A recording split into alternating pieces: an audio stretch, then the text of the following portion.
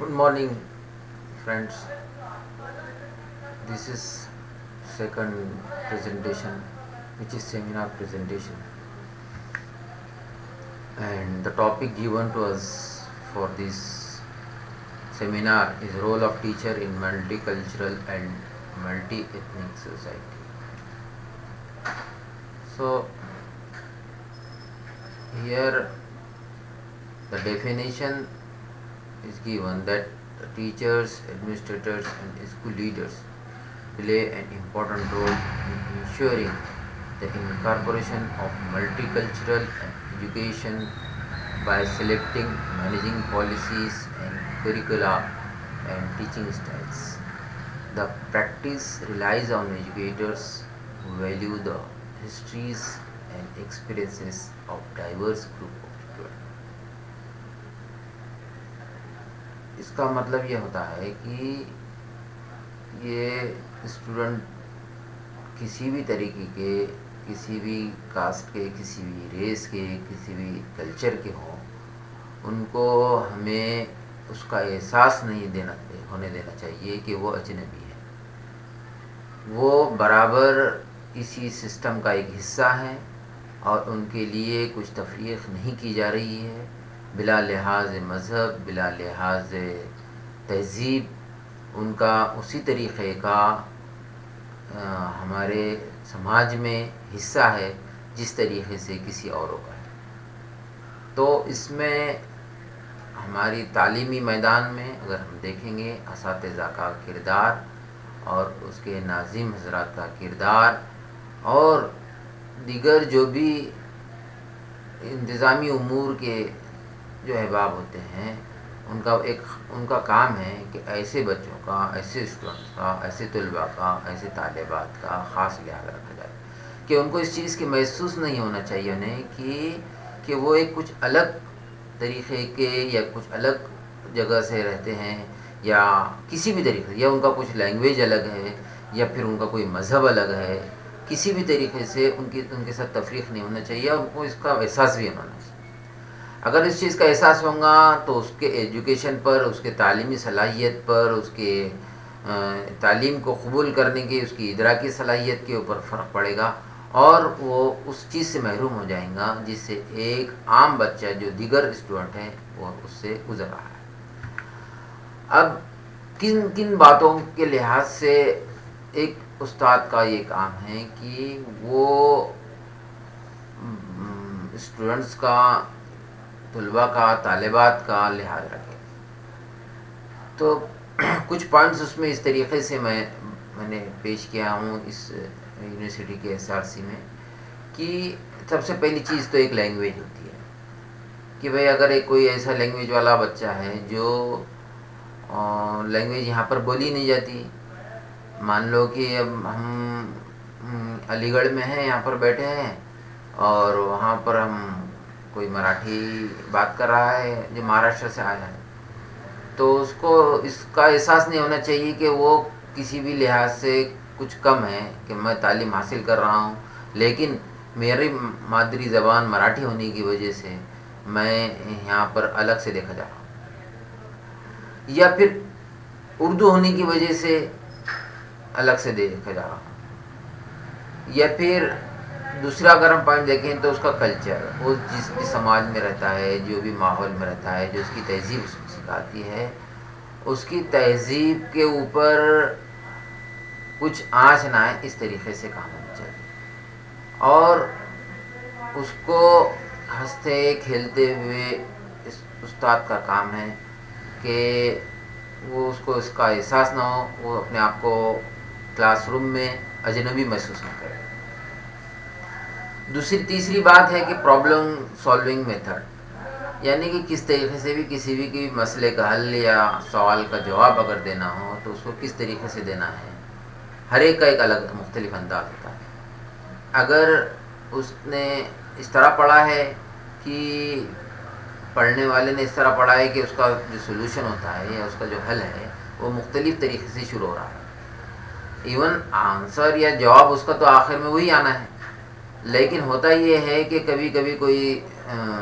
استاد سے یہ غلطی ہو جاتی ہے کہ وہ بضد ہو جاتا ہے کہ میں جو طریقہ جانتا ہوں اسی طریقے پر اس طالب علم نے بھی اس مسئلے کا حل کرنا چاہیے، اس سوال کو حل کرنا چاہیے۔ اسی لیے ہم کو اس کا بھی خیال رکھنا چاہیے۔ اگر وہ الگ بھی ڈھنگ سے کسی اور طریقے سے اس سوال کو حل کرتا ہے تو ہمارے اندر اتنا مادہ ہونا چاہیے صبر کا،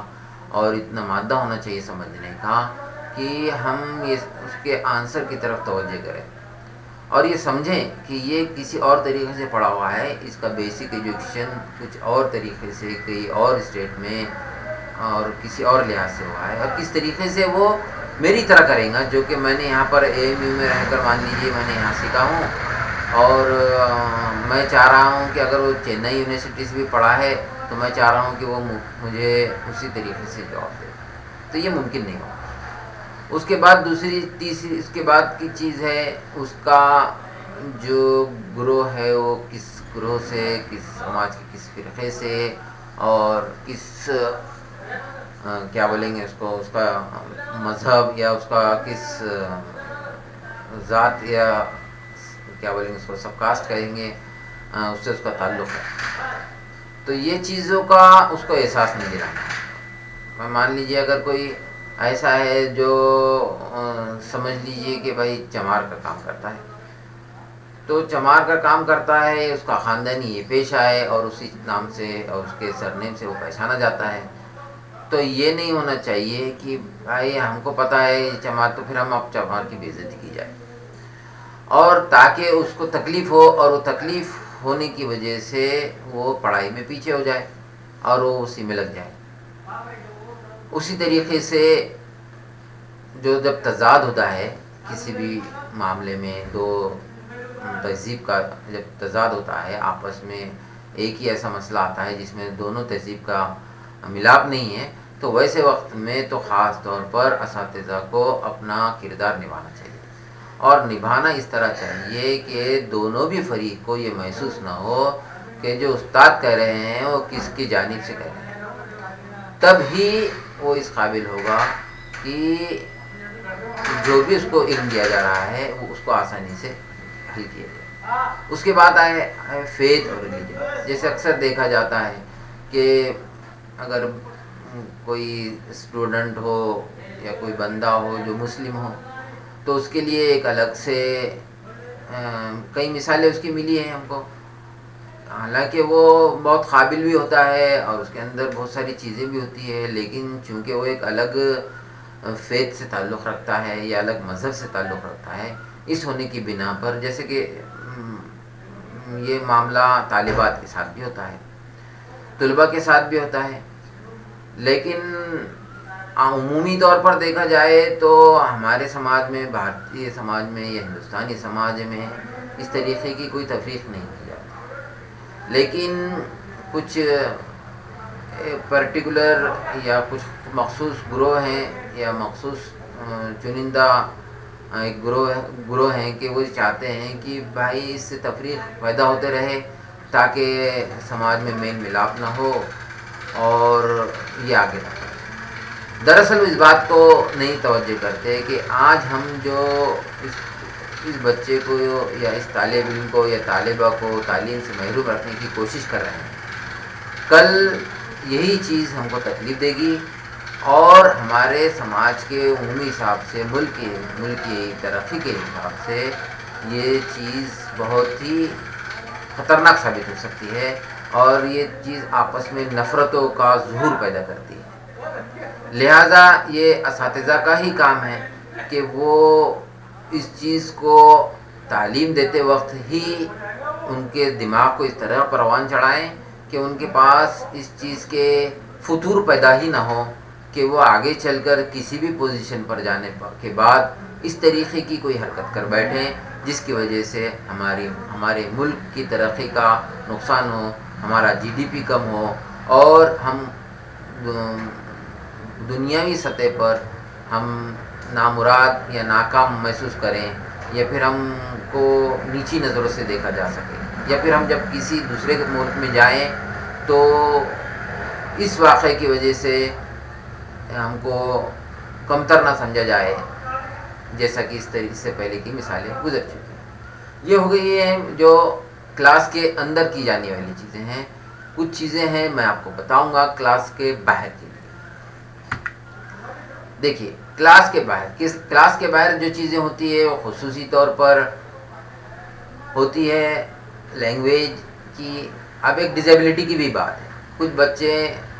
ڈیفرنٹلی ایبل ہوتے ہیں، یعنی کسی اور چیز میں ان کی خاص بات ہوتی ہے، لیکن وہ کرتے یہ ہیں کہ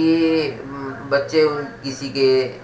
اپائج ہونے کی وجہ سے ان کا مذاق اڑاتے ہیں، جس کی وجہ سے اس کو احساس کمتری پیدا ہوتی ہے اور وہ اس طریقے سے تعلیم حاصل نہیں کر پاتا جس طریقے سے کرنا چاہیے۔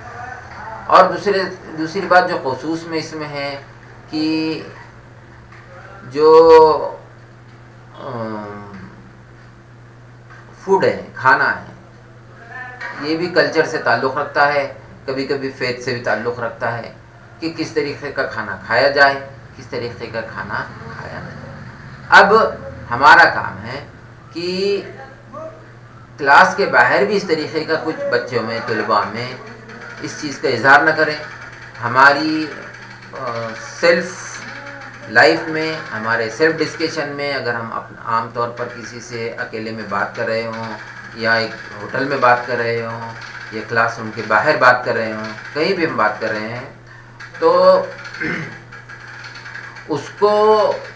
بات کرتے وقت میں ہم اس بات کا احساس اسٹوڈنٹ کو جس سے بھی ہم بات کر رہے ہیں یہ نہیں ہونا چاہیے کہ یہ جو شخص ہے یہ تو بس اپنی ہی مذہب کا یا اپنے ہی کلچر کو بڑا مانتا ہے اور ہمارے مذہب کو چھوٹا کہتا ہے، یا ہمارے کلچر کو، ہماری تہذیب کو یا ہماری زبان کو کوئی وقت نہیں دیتا۔ لہذا اس اساتذہ کا کردار یہاں پر بہت اہم ہے کہ اس چیز کا جو بڑھانا ہوتا ہے، اس کا جو بڑھاوا ملتا ہے وہ اسی عمر میں ملتا ہے جو کہ نوجوانی کی عمر ہوتی ہے، جو تعلیم کی عمر ہوتی ہے، اور اسی عمر کے اندر اگر وہ چیز کو نہیں روکا جائے گا تو مستقبل کا جو ہمارا ملک ہندوستان ہے اس کے اندر کافی خطرات ہیں جو اندرونی خطرات کہلائے جا سکتے ہیں۔ اندرونی اختلافات تو ہوتے ہیں، کہتے ہیں کہ اختلافات زندگی کی نشانی ہے، لیکن انتشار نہیں ہونا چاہیے۔ اختلافات ہیں ہمارے میں، اختلافات مذہب کے ہیں، اختلافات ہمارے کلچر کے ہیں، اختلافات زبانوں کے ہیں، مختلف زبانیں بولی جاتی ہیں، مختلف مذاہب پر پیش رو ہیں لوگ، لیکن اختلاف نہیں ہونا چاہیے۔ ان کا سب ہونے کے باوجود بھی سبھی نے ایک ہی جگہ پر اپنے کامن مقصد کے لیے، یعنی ملکی مفاد کے لیے سب ایک جگہ آ جانا چاہیے۔ اگر ایک گروپ کا آپ پیچھے کر دیں گے اور جب ایسا موقع آ جائے گا جب ملکی مفاد کا ہوگا تو اس کے اندر اس ہمت سے، اس تاریخ سے باقی کے لوگوں کے ساتھ جڑنا آسان نہیں رہے گا کہ وہ بھی اتنی طاقت کے ساتھ مدد کر سکے۔ اسی لیے مین اسٹریم میں سب کو سمجھنا چاہیے، اور مین اسٹریم کا حصہ سبھی لوگ ہیں، جیسا کہ ہمارے ملک کا قانون ہے، دستور ہے۔ اب اس کے علاوہ کچھ ایسے بھی مسائل ہوتے ہیں جو کلاس کے باہر ہوتے ہیں۔ کچھ بچے سوالات کرتے ہیں مختلف چیزوں کے بارے میں کہ بھائی یہ چیز، جیسے کہ مثال کے طور پہ یہ بھی چیز آتی ہے کہ بھائی ویج کیسا ہے کھانا، نان ویج کیسا ہے کھانا۔ اب اگر آپ دیکھیں گے کہ جنوبی ریاستوں میں اگر آپ دیکھیں گے تو کھانوں سے متعلق اتنا کوئی امتیاز نہیں ہے، سبھی لوگ سبھی چیزیں کھاتے ہیں۔ جیسے ہم اوپر شمالی طرف آئیں گے یا مغربی ہندوستان میں جائیں گے یا مشرقی ہندوستان میں جائیں گے تو اس کا جو عروج ہے یا اس کا جو بڑھاوا ہے وہ زیادہ ہے کہ بھائی کون کیا کھائے گا۔ لہذا اور بہت سارے ایسے کنٹریز بھی کہ جہاں پر اس کا کوئی کانسیپٹ ہی نہیں ہوتا ہے کہ بھائی ویج کیا ہوتا ہے اور نان ویج کیا ہوتا ہے۔ لہذا یہ اساتذہ کا سب سے زیادہ ضروری اور اہم کام پڑھانے کے بعد یہی ہے، بلکہ میں یہ کہوں گا کہ پڑھانے سے پہلے ایٹماسفیئر کو اس طریقے سے پیدا کر دیا جائے کہ ہر طالب علم یا طالبہ اس چیز کو